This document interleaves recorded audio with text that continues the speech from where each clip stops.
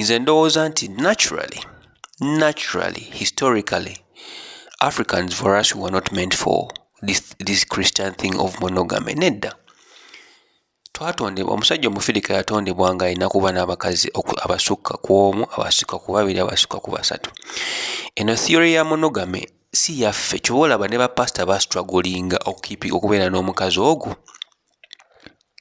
Some born agains are just so they're like banakyemalira. There's a lot of dictatorship when it comes to the born again circles. These people feel extremely righteous. Balowooza bokka be bagenda ogenda mu ggulu abo ba born agains be mulaba abo. They're extremely judgmental.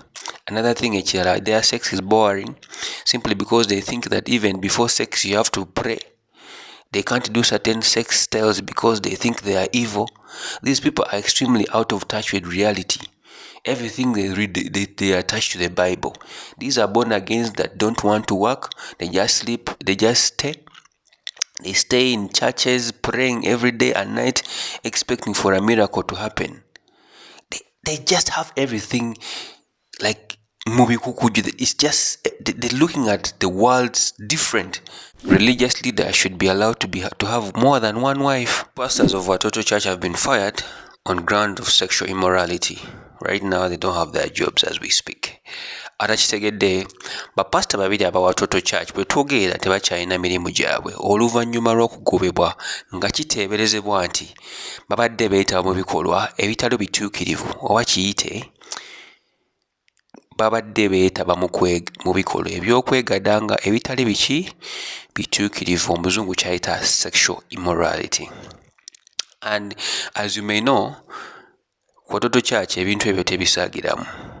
Era mu Watoto Church nawulirako nti bw'obanga oli mukulembeze mu church kyatteeka gwe okufuna omubeezi. Watoto does not actually play around when it comes to sexual promiscuity or sexual misconduct, fornication and stuff like that. To the extent that if you're a leader in church, it is mandatory that you get married. That is one of the prerequisites they give you over there. According to the story published by Uganda, they say that during the Heart of Compassion service across Watoto Church, the congregation was asked to keep their videos off as the church announced the resignation of Pastor Zen Solomon Mugabe. Pastor Zen was accused of indulging in unholy romantic engagement with one of the church members following the death of his lovely wife, Eva Abola Mugabe. The couple, both youth pastors at Watoto, had gotten married in August 2021. However, in March 2024, Eva Mugabe unfortunately passed away, leaving Pastor Zen as a widower. Pastor Eva's death was attributed to a divided separate uterus. Unfortunately, after his resignation, the congregation was asked to keep Pastor Zen in prayer as he goes through a period of reflection and repentance. For those of you that have never been in a situation where you almost feel like an outlaw in that particular society or community, you will not understand what it means to be the black sheep or the person that does not deserve to be in that particular community. First of all, ono omusajja ono ali mu kufeesinga stigma ey'ekitalo. Okitegeera. Psychologically mu bwongo bwe tayinza kubanga ali in his proper state of mind kubanga first of all waliwo okuswala okw'ekitalo. How do you even begin to live in that particular community where you've technically been outlawed? Kitegeerekese eri abantu nti tosaana kubeera mu bantu abo kati ate gwe obuvumu ogenda bujjawa. Ate ekisinga okunsesa nti ate bagamba nti the congregation was instructed to pray for him. Clearly omusajja mumugobye ate muli mu kugamba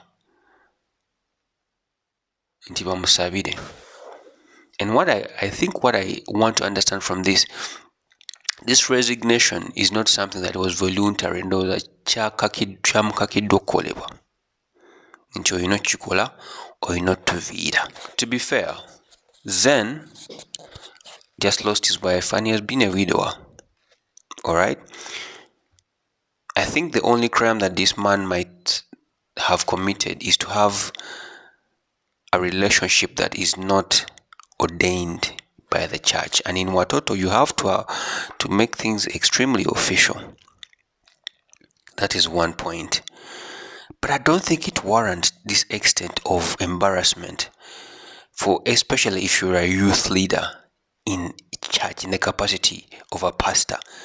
I think there could have been better ways these things should have been done. Nze kino sikiwagira ekyokukwata kuteeka omuntu ku lutimbe ne mugamba nti ono tumugobye, buli omu n'alaba enkumi n'enkumi z'abantu ne zitula ne ziraba nti ono guy tumugobye lwa bwenzi. It is extremely demeaning and embarrassing, and it's something that a person that is trying to embarrass you or fight you in one way or another or paint you in a certain light in society is likely to do.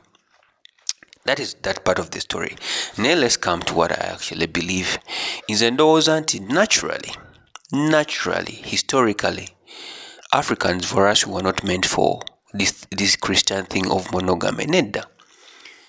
Twatondebwa, omusajja omufirika yatondebwa nga alina kuba n'abakazi abasukka ku omu, abasukka ku babiri, abasukka ku basatu. Eno theory ya monogamy si yaffe, ky'oba olaba ne bapasita bastrugglinga okubeera n'omukazi ogwo. This one I'm saying authoritatively.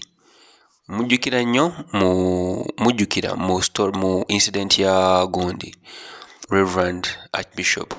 He was a fully married man, naye ng'ate alina an extramarital affair n'omukazi w'omusajja omulala gw'alinamu gw'alinamu n'omwana. Okitegeera. These things, Pastor Bujingo yali mu marriage eno eri ordained by the church, ate eri waliyo yali alinayo ebirala. Mukitegeera. So naturally, nze ndowooza omusajja omufirika Katonda yamubajja mu katiba ke yakola mu King Solomon, kuba King Solomon yali musajja w'abakazi, ate n'abafirika twagala nnyo ekigambo ki abakazi.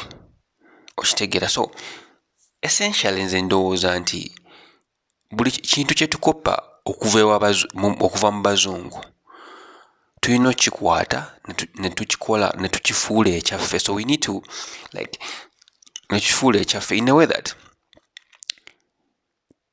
when we get a system from the Westerners, that is from the white people in Europe, we need to make it our own, not copy and paste.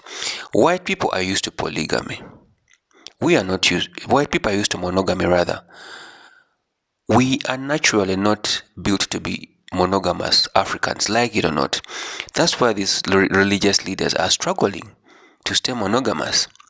I think that religious leaders should be allowed to have more than one wife, at least two, just for a change of diet. That's what I think. Naye bino bye mugamba nti one man one woman, abasumba bagenda kola ku baana, abasumba bagenda kola obwenzi, abasumba bagenda kubaliga mu bufumbo bwabwe. And even our women, African women, understand that their men are naturally polygamous. It's common for an African woman to say, I have no problem with my man going out to see other women as long as I'm not in the know that my man is out there gallivanting with other women. Let him do it with respect, and as long as he comes back home to who? To me. Our women know that. But society, because of this white man theory, we've carried this thing into our society so much so that we're using this system to demonize others and paint them in bad light. What is wrong with a pastor having, an affair after losing your wife? What is wrong with that? I think the right thing they should have done in this instance was, to point out the fact that, okay, my friend, you have a relationship going on. Can you make it official? And that's just about it. But you just can't embarrass someone on screens all over with 1,000 of people are watching, and then you're firing them like that. That is unchristian. What happened to forgiveness? What happened to forgiveness? It's so bad that the way born agains do things. Some born agains are just so they're like, but there's a lot of dictatorship when it comes to the born again circles. These people feel extremely righteous, balowooza bokka be bagenda okgenda mu ggulu abo babona agenzi be mulaba abo. They're extremely judgmental. Another thing ekirala, their sex is boring simply because they think that even before sex you have to pray. They can't do certain sex styles because they think they are evil. These people are extremely out of touch with reality. Everything they read, they attach to the Bible. These are born again that don't want to work. They just sleep. They just stay. They stay in churches praying every day and night, expecting for a miracle to happen. They just have everything like movie kukuju. It's just they're looking at the world different from the rest of the people. They just don't understand how things work at all, and that's why they are failing. You understand? I think munsonyiwe wembanga mbakuba ennyo abalokole bannange side zeeyo, naye amazima gali nti tuddeyo ku drawing board tukkirize nti ebintu ebimu si byaffe ng'Abafirika. Ebintu nga monogamy si byaffe. Okitege n'oba nga oli musumba etteeka eppya lijjewo nga ligamba nti okkirizibwa okubeera n'omukazi asukka mwoki mu kifo ky'okubeera ng'oyendera ku bbali ate bakusange bakulabise. Mukitegeera baganda bange? Kati pastor ono bagenze mu muswaza ku ntimbe. Pastor Zen wenjogerera essaawa zino aliira ku nsiko because of what? Monogamy. Okitegeera? Ate ku Watoto wali obwana obunyirira. And the problem with Watoto also bagamba mbu bwe Watoto kasita balaba ka relationship akatambula bakusindikira babaka negamba kati tubalaba muli babiri story ki. Bagamba marriage sometimes is somewhat prematurely initiated ng'omwana tonnaba ku exploring. Tolaba nze njagala nnyo omwana omulokole naye nga yaliko ku street. Bano abalokole abatandika from the onset bali very dangerous, but they are extremely out of touch with reality. Buli kimu bakiraba as a rubric linear way, but tebasobola kudda eno naye ekintu mu Bible nga bwe kiri. You understand? So nze ndowooza while we all have our beliefs, banaye, let's be flexible. Tubeereko realistic mu bintu ebimu. Okitegeera? Forgiveness should be practiced unless ono brother Pastor Zen bamugambako n'agaana okutereeza. Newandibadde yagaanye okutereeza.